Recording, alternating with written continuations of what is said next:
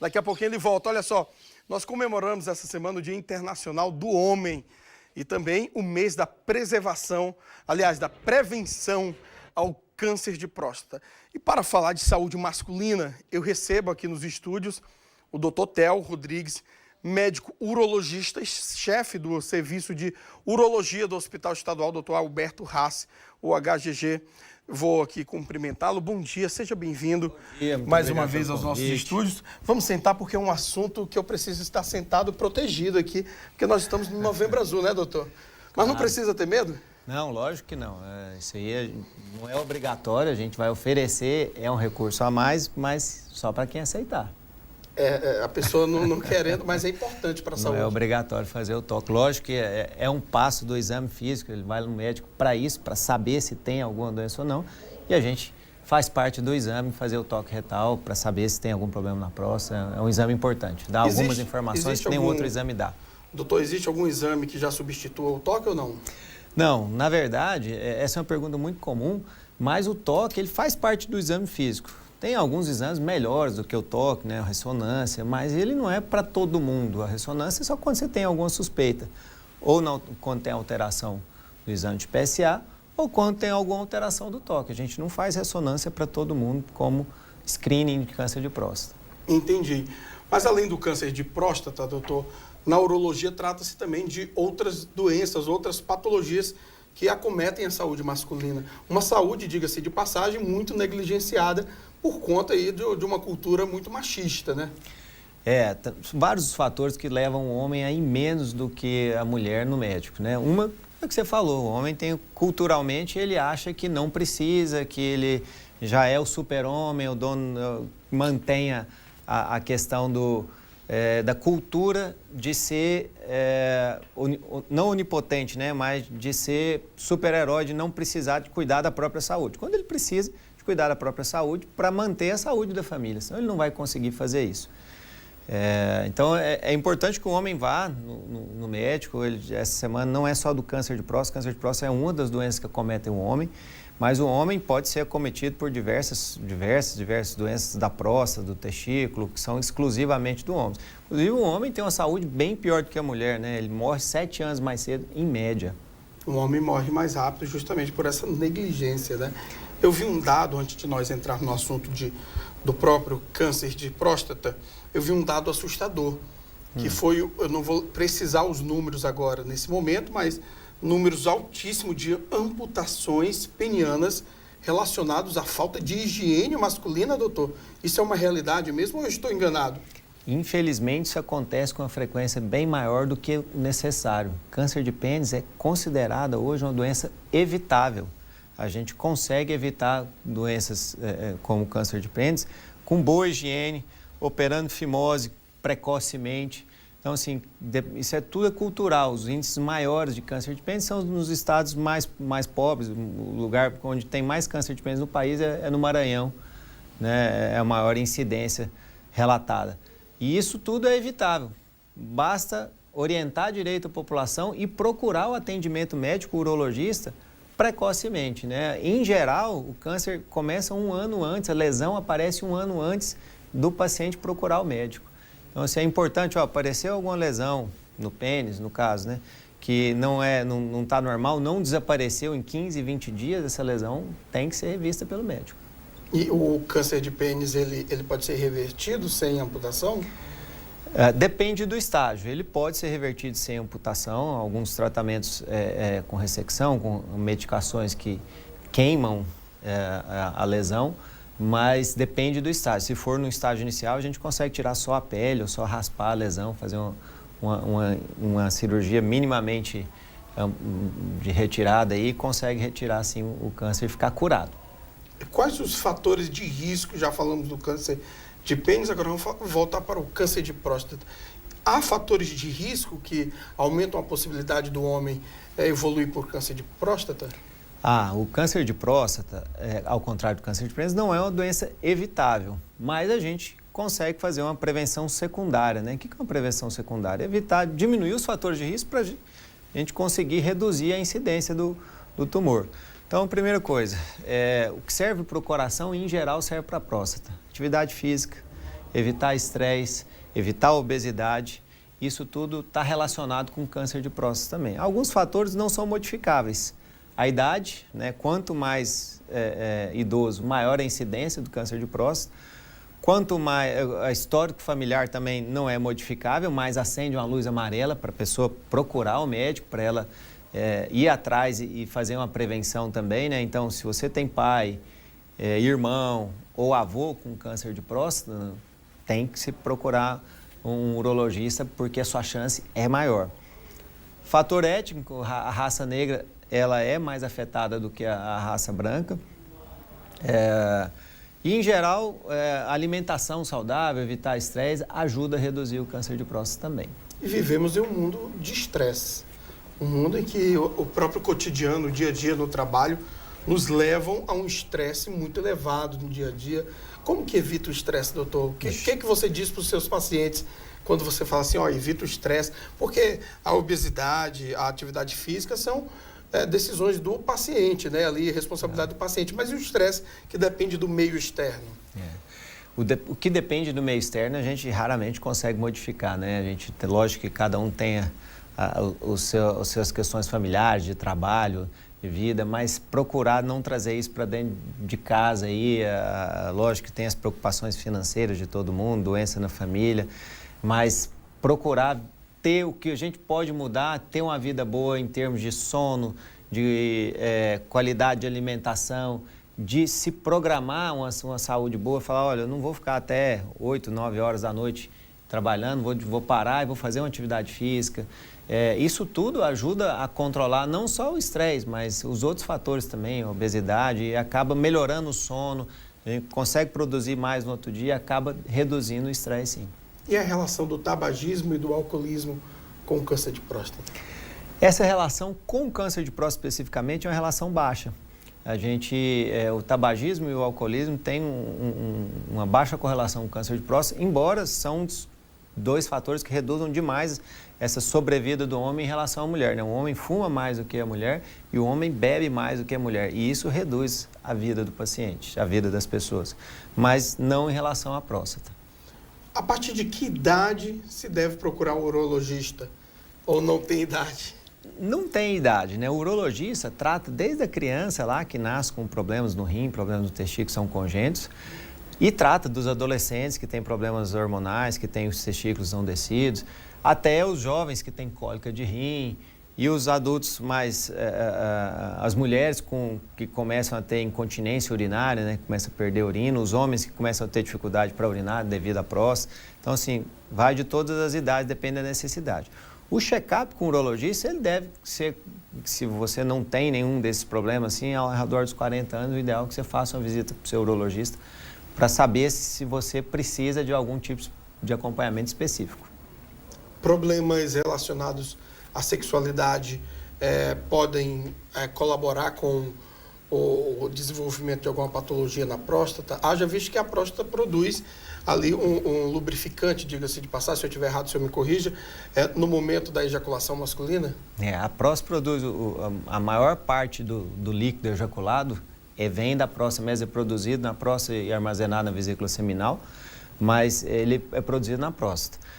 Existem estudos, essa é uma pergunta interessante também, pouca gente sabe disso, mas existem estudos que mostram que homens que ejaculam mais têm menos chance de ter câncer de próstata. Não é oficialmente comprovado estatisticamente, mas existe uma probabilidade muito boa de que quem tem uma vida sexual mais ativa tem menos doença da próstata. Porque em tese está eliminando ali toxinas junto com o líquido. Perfeito, a teoria é essa, né? Mesmo.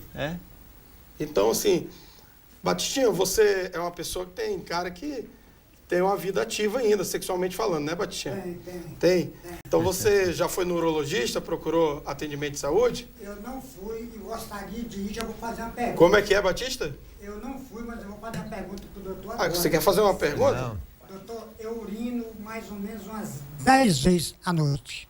É normal? Não, não é normal, né? Atrapalha seu sono, isso pode ser ou da bexiga ou da próstata, ou pode ser uma inversão do ritmo de eliminação de urina, né? Que geralmente a gente urina mais durante o dia e menos à noite. Mas geralmente é um problema da próstata. É, né? Então você pode estar com... O mais comum é ser uma hiperplasia benigna da próstata, que é um crescimento que a maioria dos homens apresenta. Sei. E Mas que não tem a ver com câncer de próstata. essa hiperplasia, ela é natural do homem, ela cresce até o fim da vida do homem, a próstata? Justamente, a próstata ela vai crescer em quase todo mundo. Não em todos os homens, depende novamente do histórico familiar, da taxa hormonal de cada pessoa, mas ela tende a crescer até o final da vida de todo mundo. Muito bem. E ela crescendo, naturalmente, ela pressiona a bexiga? Seria esse um mecanismo? Qual que é a relação com o sistema urinário? A próstata, ela fica na saída da bexiga. Então, e o canal de saída da urina, que chama uretra, ela passa por dentro da próstata. Então, passa por dentro? Passa por dentro. Então, quando a próstata cresce, ela acaba espremendo essa uretra e o canal de saída, a via de saída, acaba ficando mais fina. E aí dá dificuldade para a pessoa urinar, a pessoa tem dificuldade, levanta muitas vezes, como é o caso do baticinha à noite, mas isso é reversível, a gente tem tratamentos bons para isso e funciona muito bem, melhora o som da pessoa, melhora a qualidade de vida. Muito bem, é importante. Tem uma pergunta? A idade, a partir de qual que é a idade? A partir de 50 é obrigatório ou não? Então, como a gente estava falando aqui mais cedo, nada é obrigatório, né? Tudo é discutido com as pessoas. Mas a partir dos 45 anos, para quem tem familiar ou para quem é de raça negra, é ideal que você vá no urologista discutir essa possibilidade de se fazer o exame, né? E para as pessoas que não têm nenhum tipo de parentesco, a partir dos 50, o ideal é que você também troque essa ideia com o seu urologista para ver se você já está na idade de começar a fazer essa prevenção secundária. Muito bem, doutor. E sendo identificado ali alguma alteração na próstata, quais são os passos? Vai direto para químio ou vocês avaliam uma radioterapia? Como que trata? Porque eu imagino que a pessoa recebendo o diagnóstico de um câncer, naturalmente ela fica com o psicológico também extremamente abalado, né? É importante lembrar que câncer de próstata é uma doença que às vezes não precisa nem tratamento, dependendo da idade, dependendo do grau de agressividade do câncer de próstata, a gente às vezes opta até por não fazer nada. Não é a conduta mais realizada, mas em alguns casos a gente faz isso. Mas quando precisa de tratar, cirurgia e radioterapia são as mais utilizadas. Quimioterapia, é muito raro a gente iniciar esse tratamento com quimioterapia, não sei em fases muito avançadas. Então a maioria vai para a cirurgia ou para a radioterapia hoje em dia. Qual a evolução metastática do câncer de próstata? O câncer de próstata demora muitos anos. Primeira coisa, o câncer de próstata ele demora muitos anos para dar sintoma. Então, assim... Silencioso. Silencioso. Quando ele dá sintoma, às vezes já passou muito tempo da hora de tratar, ele já está com metástase no osso, que é o mais comum, principalmente nos ossos da bacia e nos ossos da coluna vertebral.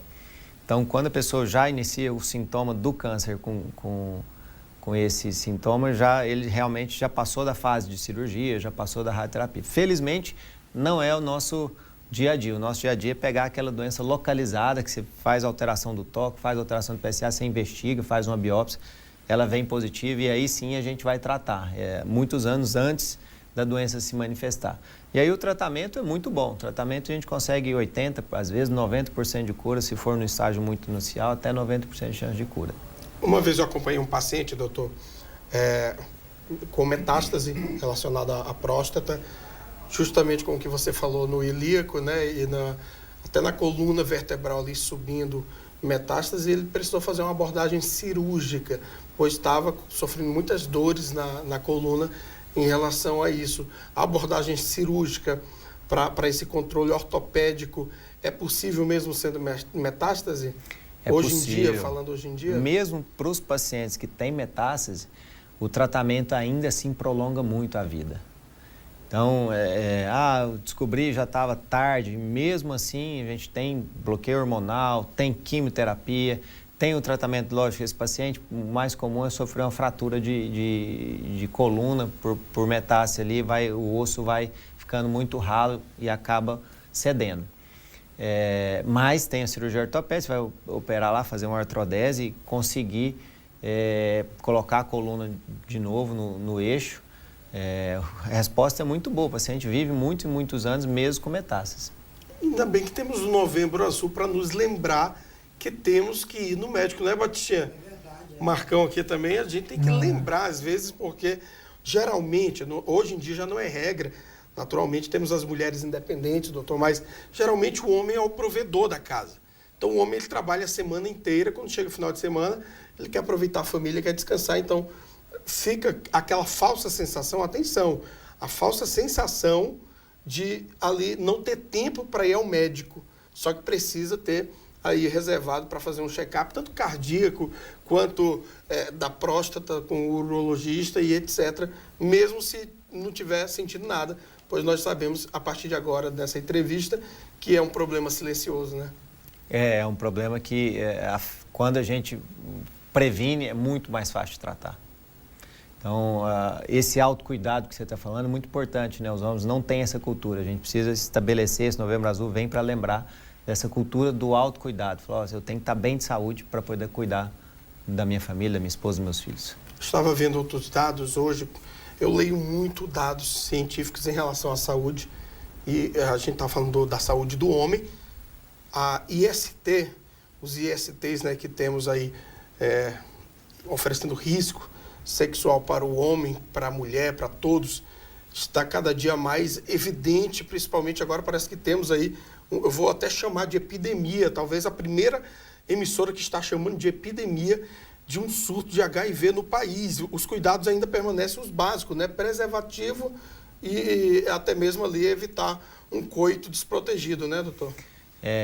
Infelizmente, os números da AIDS pioraram um pouco. E o que mudou foi realmente o cuidado. Hoje a gente tem drogas muito mais efetivas e a população acabou perdendo medo, né? Então, graças a Deus, a AIDS é uma doença não tem cura, mas é controlável, né? A gente consegue, com medicação, reduzir a carga viral, a pessoa não tem mais um limite de vida como tinha antigamente, mas ainda assim é um problema muito grave, né? Tem que tomar remédio para o resto da vida e as pessoas acabam se esquecendo disso, de que a AIDS é uma doença que a gente não vê mais, fala, tá morrendo por HIV, mas ainda é um problema muito grave de saúde. Lembrando que a AIDS é uma porta de entrada para outras doenças, né? Pois ela ataca diretamente o sistema imunológico do corpo. Ela afeta basicamente todos os sistemas do nosso organismo, né? Qualquer doença, se você tiver com a imunidade baixa, você está suscetível a qualquer infecção viral, fúngica, por bactéria, pneumonia, meningite, e isso acaba matando, né? Viu, Batistinha? Muita atenção, né? Então, atenção, cuidado, sexo só se for protegido, no caso aí de diversos companheiros, que é um fator de risco.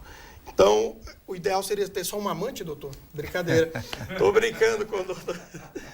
A minha diretora está falando comigo. Fala comigo, diretora, que eu vou dormir no sofá hoje. Ah, não, eu estou dizendo aqui que a proteção divina serve. Não serve de jeito nenhum, né, doutor? Não, de forma nenhuma, né? Deus ajuda até certo ponto, né? Faz sua parte aí. Porque... É verdade. Ainda bem que durante a faculdade temos os anjos da guarda, né? Para nos guardar. Eu conversei aqui com o doutor Theo, urologista do Hospital Estadual Dr. Alberto Rassi, do HGG. Quero te agradecer pela disponibilidade de ter vindo aqui com carinho com o nosso telespectador, com o nosso público. Eu descobri hoje que você é o urologista do Dr. Álvaro, da verdade. Porque aqui todo mundo acreditava que era um rapaz de 2 metros que vinha aqui, que também é médico. Aí eu falei assim, não, gente, aquele dali que é o urologista do Álvaro. Aí hoje descobrimos que é o Dr. Theo, que atende também as estrelas aqui de Goiás. Como que te encontra nas redes sociais? Ou aonde você atende, caso alguém queira fazer uma consulta com você? Bom, atendo lá no Hospital do Rim, um consultório lá, na parte pública no HGG, eu sou chefe de serviço lá. E na rede social, no Instagram, Dr. Theo Costa, THEO, Theo Costa. Estou lá, participo bastante do Instagram. Muito bem, mais uma vez obrigado. Estamos juntos. Prazer, e a qualquer obrigado. momento que tiver assunto importante, volta para a gente conversar sobre a saúde do homem, sobre a urologia. E posteriormente vamos falar também sobre a interferência da pedra no rins, né? As doenças do rins com o próprio testículo, né? Quem já teve cólica renal sabe do que eu estou falando, né? Que é uma dor que, meu Deus do céu. O verão tá vindo aí, aumenta muito a incidência. Aumenta a incidência. Então, ingerir líquido? Sempre. Sempre, né? Vem aqui comigo, Marcão, chegando.